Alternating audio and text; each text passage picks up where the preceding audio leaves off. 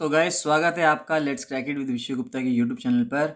और आज वापस से जैसे कल हमने तैयारी की थी परीक्षा वाणी की रिवीजन किया था, उसी रिवीजन सीरीज़ के सिलसिले को कंटिन्यू रखते हुए आज वापस से परीक्षा वाणी के कुछ और सवालों को देखते हैं। कुछ और सवाल वापस से हम स्टार्ट करते हैं रिवीजन करना। तो मैं उम्मीद करता हूँ कि आप लोग स्वस्थ होंगे, मस्त होंगे और अच्छे से अपनी तैयारी कर रहे होंगे।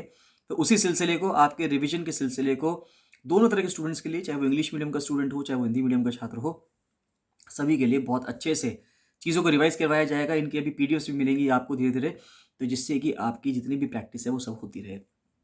तो गाइस एक चीज़ और बताना चाहूँगा साथ-साथ कि अगर आपने let's crack it with Shiv Gupta का यूट्यूब चैनल सब्सक्राइब नहीं किया है तो उसको ज़रूर से ज़रूर सब्सक्राइब कर लीजिएगा, जिससे कि आपको सारी नोटिफिकेशंस मिलते रहें।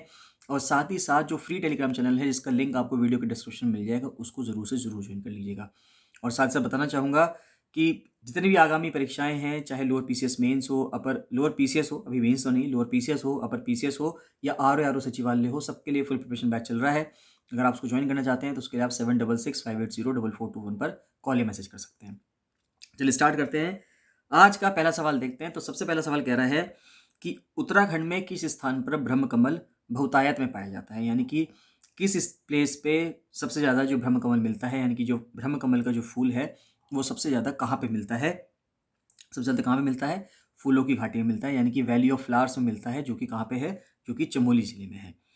उसके बाद आता है कि ब्रह्म कमल का जो फूल है उसके खिलने का समय क्या है, यानी कि किस टाइम पे वो सबसे ज़्यादा ब्लूम करता है, सबसे ज़्यादा खिलता है। तो वो जो स्प्रिंग टाइम है, जुलाई से सितंबर का जो महीना होता है, बरसात भी होती है उस टाइम पे बहुत अच्छे से, तो उस टाइम पे वो खिलता है। उसके बाद आता है उत्तराखंड के जो राजकीय पशु है, यानी कि स्टेट एनिमल है उत्तराखंड का, कस्तूरी मृग यानी कि मस्क डियर।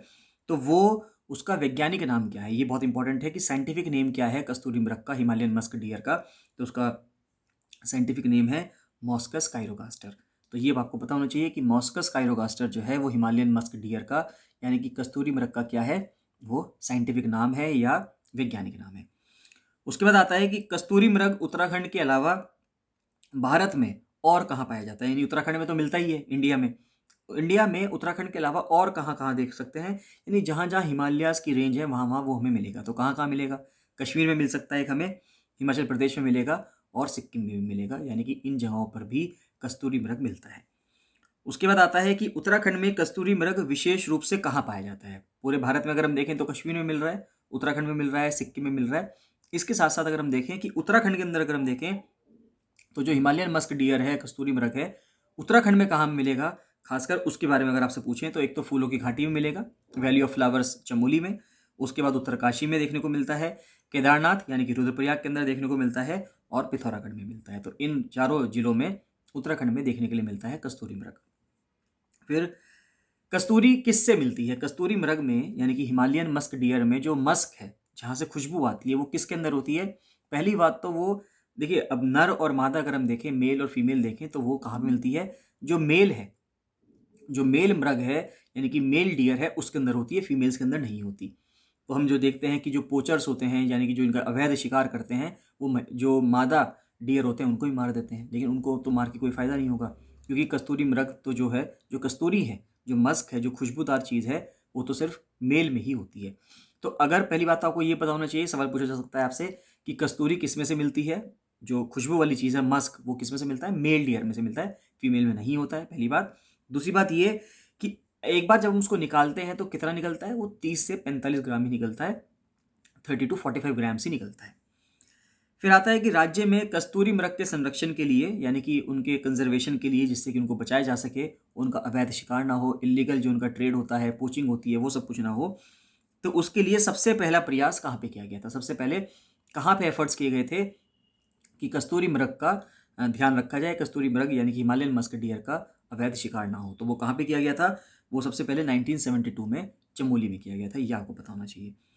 नेक्स्ट आता है राज्य वृक्ष जो है, जो बुरांश है, यानी कि स्टेट ट्री, जो बुरांश का जो पेड़ है, उसका वनस्पतिक नाम क्या है? तो उसका नाम क्या है? रोडोडेंड्रोन आर्बोरियम है। उसके बाद आता है बुरांश किस प्रकार का वृक्ष है, यानी कि किस टाइप का एक पेड़ है? तो ये सदाबहार वन है, यानी कि सदाबहार पेड़ है, एवरग्रीन जो फॉरेस्ट का एक पेड़ होता है वो है, और पर्वतीय है, यानी कि कॉनिफेरस है, यानी कि जो अगर हम देखेंगे जो पर्वत पे होने वाले जो पौधे होते हैं, बुरांश पेड़, ये वैसा है। उसके बाद राज्य में आर्टिकल 356 के तहत राष्ट्रपति शासन लगा। ये हमें पता है कि जिस टाइम पे हरीश रावत जी की सरकार चल रही थी, कांग्रेस गवर्नमेंट चल रही थी, उस टाइम पे उत्तराखंड के अंदर राष्ट्रपति शासन लगा आर्टिकल 356 के तहत। उस टाइम पे लगाने वाले जो राष्ट्रपति हैं वो कौन है? वो प्रणब मुखर्जी थे, जिनके द्वारा उत्तराखंड के अंदर 2016 में जो स्टेट इमरजेंसी थी, या आप कह सकते हैं आपातकाल था, वो लगाया गया था। तो 46 दिन का लगा है, पूरे देश में सबसे कम दिनों के लिए उत्तराखंड में ही लगा था। खासकर 2016 में देखा जाए तो पहली बार लगा था जब से राज्य बना था। तो कब से कब तक लगा था? 27 मार्च से 12 मई 2016 तक अगर हम देखें तो ये लगा था। उससे इसके लिए जो मुख्यमंत्री वाली जो पूरी सीरीज़ है, मुख्यमंत्री वालों की एक वीडियो भी आ चुकी है, उसको आप देख लीजिएगा। उसमें सब बताया गया है किस मुख्यमंत्री के टाइम पे कौन कौन मुख्यमंत्री बने और किस किस तरह से किस किस के टाइम पे जो आपातकाल लगा वो कैसे कैसे लगा। मुख्यमंत्री की वीडियो है, उसको जरूर से जरूर देख लीजिएगा। उसका लिंक भी आपको वीडियो के डिस्क्रिप्शन में मिल जाएगा। उसके बाद आता है कि भारतीय संविधान के किस अनुच्छेद के तहत राज्य हेतु राज्यपाल की व्यवस्था होती है, यानी कि स्टेट में गवर्नर होगा। ये कौन सा आर्टिकल कहता है? तो ये आर्टिकल 153 कहता है, सबको पता होना चाहिए ये। उसके बाद आता है कि राज्यपाल की नियुक्ति की जाती है। राज्यपाल की नियुक्ति कौन करता है? यानी कि who appoints the governor? Governor को अपॉइंट करने वाले प्रेसिडेंट होते हैं, under his hand and seal. तो उनके तहत एक गवर्नर लगाए जाते हैं। फिर राज्य में जो विधानमंडल है, जो उत्तराखंड के अंदर जो लेजिस्लेटिव सिस्टम है, वो कैसा है? यूनिकैमरल है, एक सदनात्मक है। यानी कि हमारे यहाँ एक ही सदन है, एक ही लेजिस्लेटिव असेंबली है, लेजिस्लेटिव काउंसिल उत्तराखंड के अंदर नहीं है। क्या यूपी में लेजिस्लेटिव काउंसिल है? कमेंट सेक्शन में कमेंट करके बताइए। और भारत के अंदर किस किस राज्य में 2 हाउसेज हैं, यानी कि एक लेजिस्लेटिव असेंबली भी है और एक लेजिस्लेटिव काउंसिल भी है। तो किस किस राज्य है, कौन कौन से राज्य ऐसे हैं, उनका कमेंट सेक्शन में कमेंट करके बताइए जल्दी से।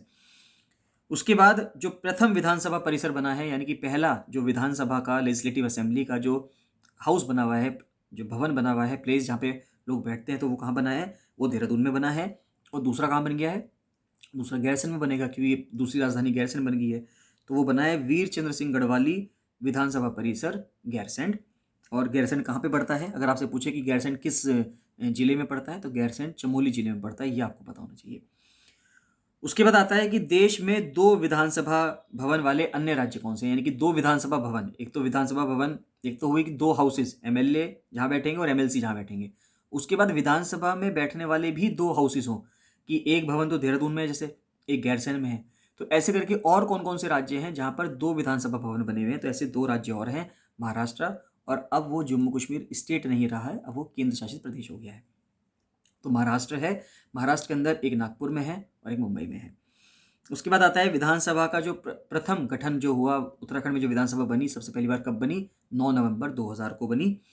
30 सदस्यीय उस टाइम पे एक सेशन बनाया गया था। फिर प्रथम विधानसभा सत्र जो देहरादून में हुआ, वो कब हुआ? तो पहला जो विधानसभा का सेशन हुआ था उत्तराखंड के अंदर, वो कब हुआ? तो वो 9 जनवरी 2001 से हुआ था। और प्रथम विधानसभा सत्र जो गैरसैंण में हुआ, गैरसैंण में स्कूल कॉलेजों में हुआ, वो 9 से 11 जून 2014 में हुआ। अब देखिए, गैरसैंण के अंदर 2014 से सेशन हो रहा है, लेकिन विधानसभा जो प्रॉपर कैपिटल उसको बताया गया वो 20 जून 2020 से बताया गया। कल की वीडियो में इसको डिस्कस किया गया था, पिछली वीडियो में ये चीज़ डिस्कस की गई थी। तो वहाँ पे जो विधानसभा सत्र हो रहे हैं, विधानसभा के सेशंस हो रहे हैं, वो 9 से 11 जून 2014 से चल रहे हैं। उसके बाद आता है प्रथम विधानसभा सत्र जो भराड़ीसैंण, यानी कि जो गैरसैंण है, वहाँ पे हुआ। तो उसका जो नवनिर्मित विधानसभा भवन है वो वहाँ पे कब हुआ? तो वो 2017 में हुआ। भवन जो वहाँ पे विधानसभा भवन बना था वो 2017 में बन गया था। और उसके बाद विधानसभा की अपनी जो वेबसाइट थी वो सबसे पहले उत्तराखंड राज्य ने स्टार्ट की 2001 में। तो 2001 में 4 मई 2001 से उत्तराखंड भारत का पहला राज्य बना जिसने अपनी वेबसाइट लॉन्च की थी। फिर राज्य गठन से पहले इस क्षेत्र में विधानसभा सीटें कितने पड़ती थी? ये सवाल पूछा जा सकता है कि अभी विधानसभा की सीटें कितनी हैं उत्तराखंड के अंदर? 70 सीटें बना दी गई हैं विधानसभा की। लेकिन अगर जब तक ये स्टेट नहीं बना था तब तक यूपी का हिस्सा था। तो यूपी की विधानसभा में इसमें कितनी सीटें हुआ करती थी विधानसभा की? तो 22 सीटें हुआ करती थी। तो चलिए आज इसी वीडियो में यहीं तक क्वेश्चंस रखते हैं, और क्वेश्चंस जो हैं अगली वीडियो में डिस्कस करेंगे। आपको वीडियोस कैसी लग रही हैं, मज़ा आ रहा है नहीं आ रहा, जरूर से जरूर बताइएगा। लाइक जरूर कीजिएगा जिससे थोड़ा सा हमें भी मोटिवेशन मिले, मुझे को भी लगे कि आपको वीडियोस पसंद आ रही हैं और ऐसी वीडियोस आगे बनाना चाहिए। अगर आपके लाइक्स आएंगे तो ये वीडियो एक दिन में 2 या 3 वीडियोस भी आएंगी, जिससे कि आपका रिविजन तेज़ी से हो सके। चलिए बाकी मिलते हैं नेक्स्ट वीडियो में। So thank you and bye bye.